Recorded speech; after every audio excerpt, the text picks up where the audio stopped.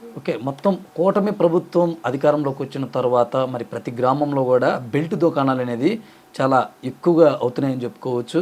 ఎక్కడ చూసినా బెల్ట్ షాపులే. గ్రామానికి 3-4 బెల్ట్ షాపులుంటున్నాయి. ఈ ఈ మండల కేంద్రానికి ప్రధానంగా గ్రామీణ ప్రాంతాల్లో రూరల్ ఏరియాస్‌లో ఈ వైన్ షాపులు పరిమితమైతే, దానికి అనుసంధానంగా బెల్ట్ షాపులు మట్టుకు ప్రతి గ్రామంలో ఉంటున్నాయన్నమాట.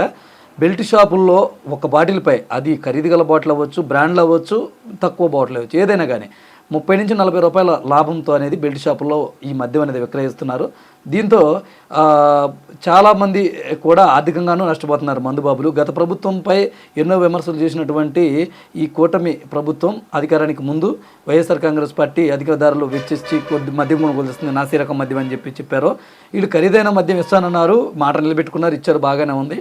ఇలా చేయటం వల్ల ఏంటంటే ఎక్కువ మద్యం సేవించడం వల్ల వాళ్ళ ఆరోగ్యాలు పాడైపోతున్నాయి. దీనికి తగ్గట్టుగా బెల్ట్ షాపుల ద్వారా ఎక్కువ ఆదాయాన్ని సమకూర్చుకుంటున్నారు. కొన్ని చోట్ల పోలీసులు కూడా చూసి చూడనట్టుగా వ్యవహరిస్తున్నారనే విమర్శలు వినపడుతున్నాయి అన్నమాట. దీనిపైన ప్రతిపక్షాలు కూడా పెద్ద రాద్ధాంతం చేస్తున్నాయి. గతంలో మద్యం పాలసీపై మమ్మల్ని విమర్శలు చేశారు, మీరు చేస్తుందేంటి? ప్రతి గ్రామంలో కూడా బెల్ట్ షాపు లేని ఊరే లేదు అని చెప్పేసి ఒక విమర్శలు అయితే వినపడుతున్నాయి. ఏదేమైనా ప్రజారోగ్యం దృష్ట్యా మరి ఖరీదు తక్కువ రేటుకి మద్యాలు ఇస్తారన్న మాట నిలబెట్టుకోవటం అనేది ఈ మద్యం విషయంలో ప్రభుత్వం 100% నెరవేర్చింది.